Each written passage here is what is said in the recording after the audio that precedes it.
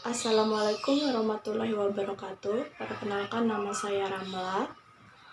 NIM 211326110075, jurusan Administrasi Rumah Sakit semester 2. Ingin mempresentasikan tugas mata kuliah kepemimpinan.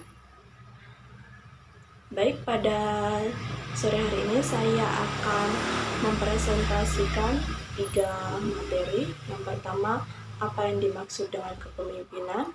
Yang kedua, jelaskan tentang teori-teori kepemimpinan. Yang ketiga, jelaskan fungsi manajemen. Baik, yang pertama, apa yang dimaksud dengan kepemimpinan? Kepemimpinan adalah kemampuan atau kekuatan yang dimiliki seseorang untuk mempengaruhi orang lain untuk mencapai tujuan bersama. Yang kedua, jelaskan tentang teori-teori kepemimpinan. Teori-teori kepemimpinan ada 3. Yang pertama, teori genetik. Teori genetik menyatakan bahwa pemimpin itu tidak dibuat, akan tetapi dilahirkan. Jadi pemimpin oleh bakat-bakat alami yang luar biasa sejak lahir. Karena dia dilahirkan dari seorang pemimpin seperti raja ataupun sultan. Selanjutnya yang kedua, teori sosial. Menjelaskan bahwa pemimpin itu harus disiapkan dan dibentuk, tidak dilahirkan dan dibiarkan berkembang dengan sendirinya yang ditempuh melalui pendidikan dan pengetahuan. Yang ketiga, teori ekologis adalah gabungan dari kedua teori itu, yang pertama teori genetik dan teori sosial. Teori ekologis adalah seorang yang hanya akan berhasil menjadi pemimpin yang baik apabila ia telah memiliki bakat kepemimpinan. Bakat tersebut kemudian dikembangkan melalui pendidikan yang teratur dan pengalaman yang mungkin untuk dikembangkan. Materi yang ketiga yaitu menjelaskan fungsi manajemen. Manajemen adalah suatu proses perencanaan, pengorganisasian, dan pengawasan terhadap sumber daya yang ada untuk mencapai tujuan efektif dan efisiensi. Baik, sekian presentasi yang dapat saya sampaikan. Bila ada salah kata, saya mohon maaf. Saya akhiri. Wassalamualaikum warahmatullahi wabarakatuh dan selamat sore. Assalamualaikum warahmatullahi wabarakatuh. Perkenalkan, nama saya Ramla, jurusan Administrasi Rumah Sakit semester 2, NIM 211326110075. Baik, pada malam hari ini saya ingin memaparkan kembali materi yang bertema perbedaan kepemimpinan dan manajemen. Kedua, apa perbedaan pemimpin dan manajer. Yang ketiga, bagaimana ciri-ciri seorang pemimpin.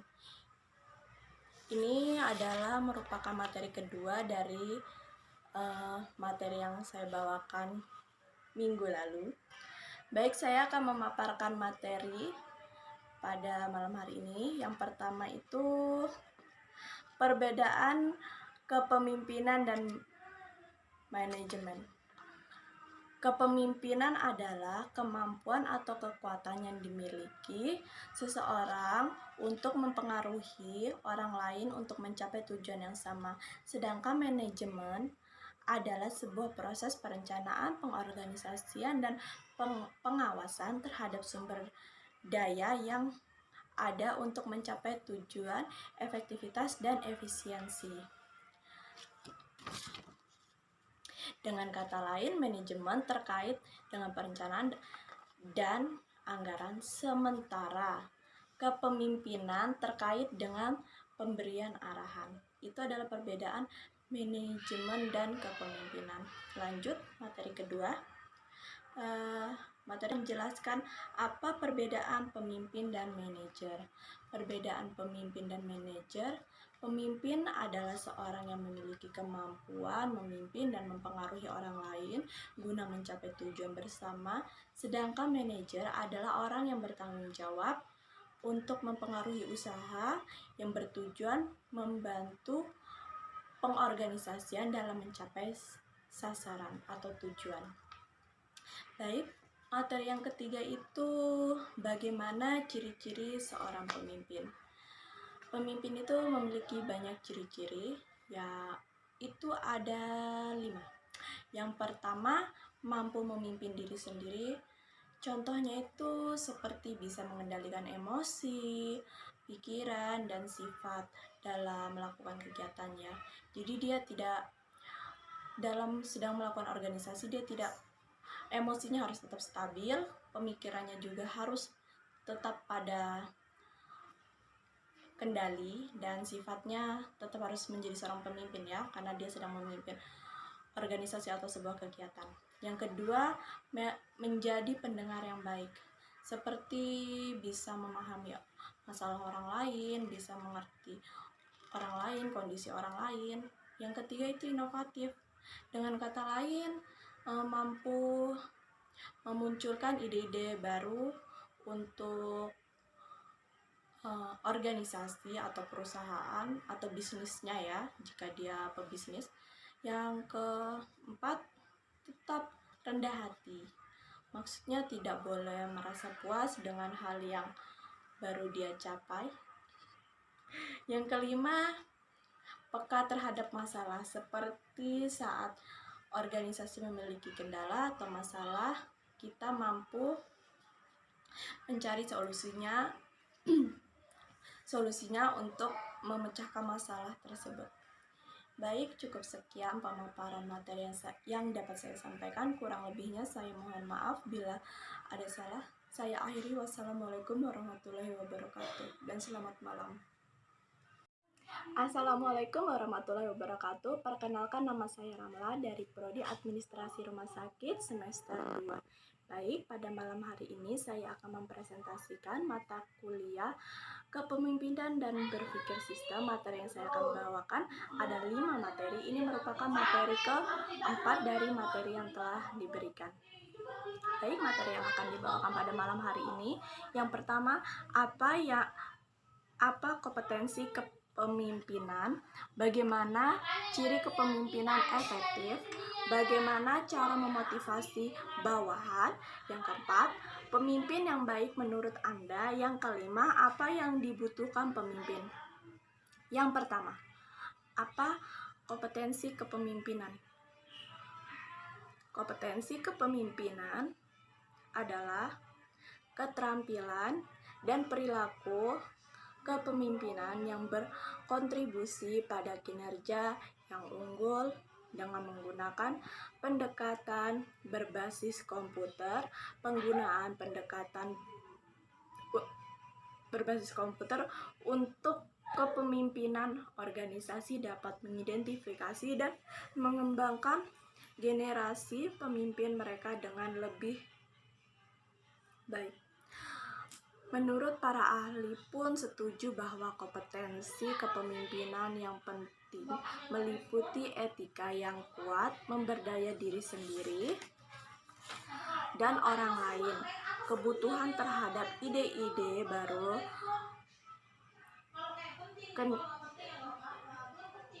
kehandalannya dalam memberi pengaruh serta berkomunikasi dengan efektif.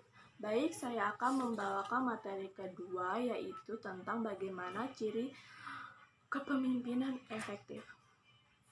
Ciri kepemimpinan efektif yang pertama, pemimpin mampu melihat lebih dahulu sebelum orang lain melihat. Maksudnya, pemimpin seperti orang yang berdiri di puncak gunung. Ia mampu melihat kondisi sekitar lebih kompetensif dibandingkan pengikutnya yang ada di bawah gunung. Yang kedua, pemimpin menjadi panutan bagi orang lain. Cara terbaik untuk menjadi panutan adalah dengan memberikan contoh baik berperilaku, seperti menghargai orang lain saat mengemukakan pendapatnya. Yang ketiga, pemimpin menunjukkan integritas seorang dalam membuat keputusan, berperilaku, dan berinteraksi dengan orang lain. Baik, selanjutnya, pemimpin berkomunikasi secara efektif. Kemampuan berkomunikasi secara efektif, ringkas, dan pengetahuan merupakan keahlian yang memicu dari seorang pemimpin. Karena pemimpin harus memiliki pemikiran komunikasi yang secara efektif guna dapat berinteraksi secara aktif dengan karyawannya. Baik, selanjutnya adalah pemimpin memperdayakan orang lain. Maksudnya, seorang pemimpin akan mengembangkan kemampuan terbaiknya jika mereka percaya bahwa memahami memiliki arti yang luas. Selanjutnya, pemimpin memberikan motivasi dan inspirasi. Para pemimpin hebat mau meluangkan waktu untuk kekuatan dan prioritas dari anggota tim, sehingga mereka bisa bergerak maju dengan gairah, antusiasme, inspirasi, dan motivasi. Selanjutnya, pemimpin terbuka atas ide-ide gagasan baru. Menjadi sosok yang terbuka di atas ide gagasan dan perseptif orang lain yang berbeda, karena seperti individu memiliki perspektif unik yang dapat menjadi keuntungan tersendiri bagi tim. Baik, selanjutnya, bagaimana cara memotivasi bawahan? Ini materi ketiga ya. Yang pertama itu membangun lingkungan kerja yang menyenangkan. Yang kedua, memberi bonus atau reward. Yang ketiga, membangun komunikasi yang baik dan menyenangkan. Yang keempat, terbuka terhadap masukan atau ide-ide baru. Yang kelima, membuat program training untuk meningkatkan kualitas karyawan. Yang keenam, melakukan kegiatan outing untuk menggerakkan hubungan antara karyawan. Lanjut ke materi keempat, yaitu tentang pemimpin yang baik menurut Anda. Menurut saya, pemimpin yang baik adalah pemimpin yang mampu memimpin pengikutnya mencapai suatu tujuan tertentu. Pemimpin yang mempunyai karisma akan memudahkan mengarahkan staf untuk mengikutinya. Pemimpin yang tidak berkarisma akan sulit mengarahkan staf atau pengikutnya. Selain itu, pemimpin yang baik hati dan pemimpin yang memiliki rasa tanggung jawab yang penuh dan baik.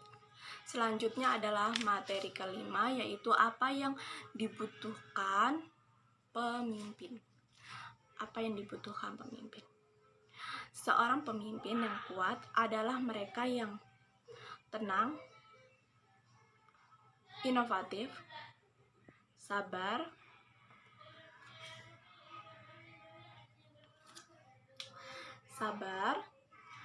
banyak akal, dan harus memiliki semua kualitas yang dibutuhkan untuk menjalankan operasi sebuah perusahaan. Beberapa orang memiliki jiwa pemimpin secara alami, sementara lainnya harus bekerja cukup keras untuk mencapai tujuannya atau menjadi seorang pemimpin. Baik, cukup sekian presentasi pada hari ini. Kurang dan lebihnya saya mohon maaf. Apabila ada salah, saya akhiri. Wassalamualaikum warahmatullahi wabarakatuh dan selamat malam. Assalamualaikum warahmatullahi wabarakatuh. Perkenalkan, nama saya Ramla dari Prodi Administrasi Rumah Sakit semester 2. Baik, pada malam hari ini saya akan mempresentasikan teori ketiga dari mata kuliah Kepemimpinan dan Berpikir Sistem. Materi yang akan saya bawakan itu ada 4. Yang pertama, teori perilaku. Yang kedua, teori karakter. Yang ketiga, teori transfasional. Yang ketiga, teori transaksional. Baik, saya akan membahas teori yang pertama, yaitu teori karakter. Teori karakter adalah suatu teori yang berusaha untuk mengidentifikasi karakteristik atau sifat-sifat yang khas dihubungkan dengan keberhasilan seorang pemimpin. Karakteristik yang dapat diperhatikan seperti inteligensia, kepribadian, karakter, fisik, kemampuan, pengawasan, dan sebagainya. Inteligensia, seorang pemimpin lebih cerdas dari pengikutnya. Namun, perbedaan inteligensia dapat menimbulkan masalah antara pemimpin dan pengikut. Kelebihan kecerdasan pemimpin mampu membuat pemimpin lebih efektif. Kepribadian seorang pemimpin memiliki sifat siaga, integritas, percaya diri, dan penuh inisiatif. Pada prinsip, ada kepribadian tertentu yang membedakan pemimpin. Pada prinsip dan kepribadian tertentu yang membedakan pemimpin dapat terlihat dari karakteristik fisiknya. Baik, materi kedua saya akan membawakan materi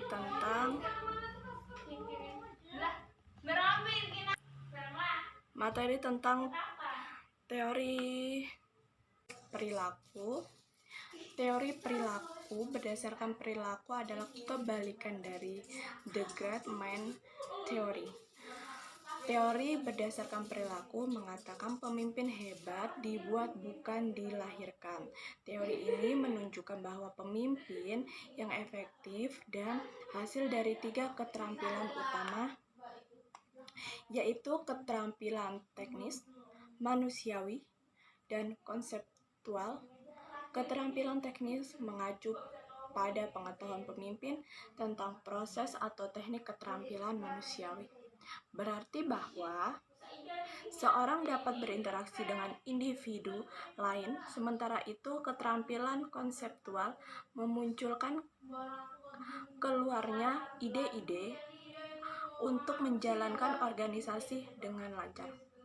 Perilaku pemimpin merupakan satu rangkaian kegiatan dan kemampuan mempengaruhi orang lain dan situasi tertentu untuk kesediaan bekerja sama untuk mencapai tujuan yang diterapkan. Baik, saya akan menyampaikan teori ketiga, yaitu tentang teori kepemimpinan transformasional. Teori kepemimpinan transformasional adalah gaya kepemimpinan yang dimiliki oleh manajemen dan pemimpin di mana kemampuan bersifat tidak umum diterjemahkan melalui kemampuan untuk melakukan pembelajaran serta mampu memberikan inspirasi kepada bawahan mengenai berbagai hal baru yang perlu diketahui atau dikerjakan. Transformasional pada dasarnya kemampuan untuk beradaptasi dengan perubahan, sehingga esensi dari kepemimpinan transformasional adalah kemampuan seseorang pemimpin untuk membawahi orang-orang dan organisasi untuk beradaptasi dengan lingkungan untuk kesuksesan di masa yang akan datang. Baik, selanjutnya saya akan membahas tentang teori yang keempat, yaitu teori kepemimpinan transaksional. Menurut Wibowo 2014 P300, transaksional leadership adalah kepemimpinan yang membantu organisasi mencapai sasaran sekarang dengan lebih efisien, seperti dengan menghubungkan kepuasan kerja pada nilai reward dan memastikan bahwa pekerja mempunyai sumber daya yang diperlukan untuk menyelesaikan pekerjaan-pekerjaan Kepemimpinan transaksional lebih mengarah kepada pemimpin yang menekan pemberian dan mengarahkan mereka kepada tujuan yang telah ditetapkan demi penjelasan peran serta tugas-tugas. Kepemimpinan transaksional adalah model kepemimpinan di mana seseorang memimpin lebih cenderung memberikan arahan pada bawahannya dan memberikan intensif serta hukuman pada kinerja mereka serta menitik beratkan terhadap perilaku untuk membimbing pengikutnya. Baik, cukup sekian materi yang saya bawakan pada malam hari ini. Saya akhiri. Wassalamualaikum warahmatullahi wabarakatuh dan selamat malam. Assalamualaikum warahmatullahi wabarakatuh. Perkenalkan, nama saya Ramla, mahasiswa dari Stikes Mutiara Mahakam, Prodi Administrasi Rumah Sakit, semester 2 dengan NIM 211326110075. Baik, pada malam hari ini saya akan mempresentasikan materi kelima dari 6 materi yang akan saya paparkan. Ini merupakan materi kelima yang saya paparkan. Ada 4 materi yang akan saya paparkan. Yang pertama itu, apa itu gaya kepemimpinan menurut Anda, gaya otoriter dan contohnya, kelebihan dan kekurangannya, gaya demokrasi, contohnya beserta kekurangan dan kelebihannya, gaya bebas dan contohnya, kelebihan dan kekurangannya. Baik, saya akan membahas yang pertama, apa itu gaya kepemimpinan menurut Anda. Gaya kepemimpinan adalah cara seseorang memimpin banyak orang, entah itu dalam suatu organisasi atau perusahaan. Setiap perusahaan biasanya memiliki gaya kepemimpinan yang berbeda. Hal ini dipengaruhi sistem perusahaan, jumlah pekerja, dan target yang harus dicapai. Jika ingin menjadi salah satu leader di kantor atau perusahaan tempatmu bekerja, kamu harus mengetahui macam-macam gaya orang dalam memimpin. Selain bekal untuk jadi pemimpin masa depan, kamu juga harus mengetahui cara menghadapi atasan dengan backgroup yang berbeda-beda.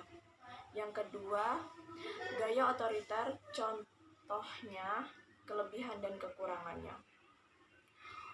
Authority leadership atau kepemimpinan otoriter adalah gaya kepemimpinan yang absolut dan menginginkan semua orang patuh tanpa syarat kepada sang pemimpin, dan seseorang pemimpin memiliki kekuatan penuh dalam mengambil keputusan dan kontrol mutlak atas bawahannya. Pemimpin otoriter cenderung merasa bahwa dirinya yang paling pintar sehingga mereka beranggapan bahwa semua kesuksesan yang terjadi adalah karena hasil dari kepemimpinan mereka. Mereka pun tidak suka mendapatkan kritik dan saran dari orang lain. Kelebihan dari authoritarian leadership atau kepemimpinan gaya otoriter, yang pertama,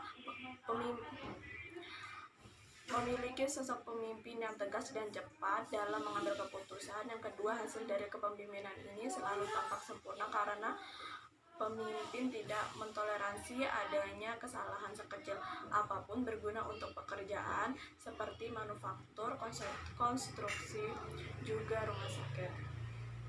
Yang ketiga, pemimpin otoriter mengambil tanggung jawab penuh atas keputusan jutaan dan jalur strategi menuju kesuksesan dengan memaksakan kepatuhan mutlak dari bawahan mereka. Kekurangannya, hal tersebut dapat menimbulkan kebencian di antara anggota kelompok. Pengguna gaya kepemimpinan otoriter yang berlebihan dapat menyebabkan pemimpin dipandang sebagai orang yang mendominasi dan keras kepala. Yang ketiga, tingkat turnover karyawan tinggi karena mereka merasa tidak nyaman dalam bekerja di bawah tekanan pemimpin otoriter. Selanjutnya adalah gaya kepemimpinan demokrasi. Gaya kepemimpinan ini mengangkat slogan yang mengedepankan suara rakyat, yaitu dari rakyat, oleh rakyat, dan untuk rakyat, di mana setiap keputusan dan ide berasal dari usulan rakyat, selanjutnya dilakukan bersama-sama oleh rakyat dan bertujuan untuk kepentingan rakyat itu sendiri. Kelebihannya, hubungan antara pemimpin dan karyawan harmonis. Yang kedua, keputusan dan kebijakan diambil melalui diskusi sehingga bawahan akan merasa dihargai, dibutuhkan perannya. Yang ketiga, mengembangkan daya kreativitas dari bawahan karena dapat mengajukan pendapat dan saran. Kekurangannya, proses pengambilan keputusan akan berlangsung lama karena diambil secara musyawarah. Yang kedua, sulitnya dalam pencapaian kata mufakat, pendapatan setiap orang jelas berbeda. Ketiga, akan memicu konflik apabila keputusan yang diambil tidak sesuai, apabila ego masing-masing anggota masih tinggi. Yang keempat itu gaya kepemimpinan bebas. Gaya kepemimpinan bebas adalah kepemimpinan secara keseluruhan yang memberikan karyawannya atau kelompok memiliki kebebasan dalam pembuatan keputusan dan menyelesaikan pekerjaan menurut cara karyawan paling cocok dan sesuai. Kelebihannya, karyawan mampu mengeluarkan ide-ide kreativitas semau mereka. Yang kedua, memberikan semua kebebasan pada karyawan dan semua hal yang dilakukan karyawan. Yang kekurangannya, karyawan menjadi melakukan semua sesuka hati atau semaunya saja. Karyawan menjadi tidak disiplin dan tidak bertanggung jawab. Baik, cukup sekian pemaparan materi kelima yang akan saya bawakan. Kurang lebihnya saya mohon maaf. Saya akhiri. Wassalamualaikum warahmatullahi wabarakatuh dan selamat malam. Warahmatullahi wabarakatuh. Perkenalkan, nama saya Ramlan. Saya mahasiswi dari Stikes Mutiara Mahakam Samarinda, Prodi Administrasi Rumah Sakit semester 2 dengan NIM 211326110075. Baik, pada malam hari ini saya akan memaparkan materi tentang sifat-sifat kepemimpinan dan flexibility. Itu merupakan materi terakhir dari mata kuliah kepemimpinan dan berpikir sistem. Baik, saya akan memaparkan materinya. Sifat-sifat kepemimpinan dan fleksibilitas. Sifat-sifat kepemimpinan itu ada banyak. Yang pertama itu, pemimpin harus memiliki sifat kompeten, menunjukkan kompetensi, kemampuan diri, kepemimpinan dalam mengambil keputusan. Yang kedua, berwawasan ke depan, dapat menetapkan tujuan secara menyeluruh. Yang ketiga, menginspirasi, memperlihatkan kepercayaan diri dalam semua interaksi.